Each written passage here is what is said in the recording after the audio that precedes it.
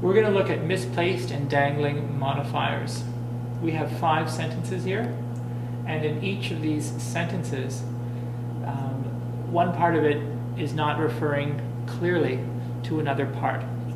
Let's look at number 1 to clarify what I mean. With flapping wings, I watched as 2 gulls fought over some bait. We read that and we ask ourselves, why were you flapping your wings as you were watching these 2 gulls? We know that's wrong, but the flapping wings is closest to I. We need to move that further on, closer to the 2 gulls, which clearly are flapping their wings. So we could take this with flapping wings and insert it here, separated by commas. I watched as 2 gulls with flapping wings fought over some bait. Now it's very clear that I am doing the watching and the gulls are doing the flapping. Sentence 2. Feeling sick, the nurses could find nothing wrong. Here we ask ourselves, if the nurses were feeling sick, why were they tending to me? I am not in the sentence, I am just implied, but I think that needs to be clarified a little bit more. While I was feeling sick, the nurses could find nothing wrong, or something similar to that. So this part here needs a subject added to it. Sentence 3. Cooked to perfection, Joe sat down to a hearty lunch. I think after number 2 you can right away spot the difficulty with number 3. Joe wasn't cooked to perfection, his lunch was. So we need to get this phrase, cooked to perfection, closer down here to the hearty lunch. Joe sat down to a hearty lunch that was cooked to perfection. Let's get Joe and the cooking farther away from one another.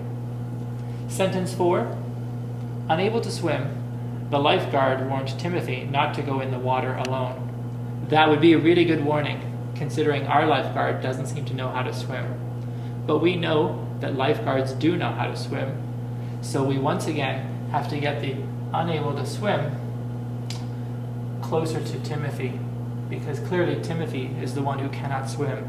The lifeguard, if he or she is doing his or her job correctly, can swim. So the lifeguard warned Timothy, who was unable to swim, not to go in the water alone. And the last one.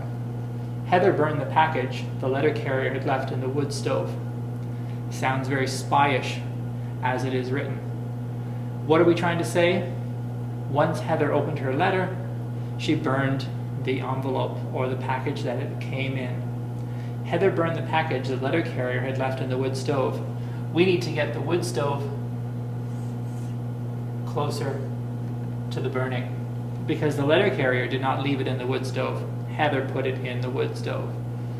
Heather burned the package in the wood stove that the carrier had left. Would work better. There are other possibilities, but this is one way to clear it up. Each one of these can be changed around a little bit more. You just have to make sure that the actions go with the nouns that they are supposed to. The best way to do that is to read your sentences, your stories, your ideas out loud, or have someone else listen to them. And if they look puzzled, try to fix up that puzzlement. Thank you.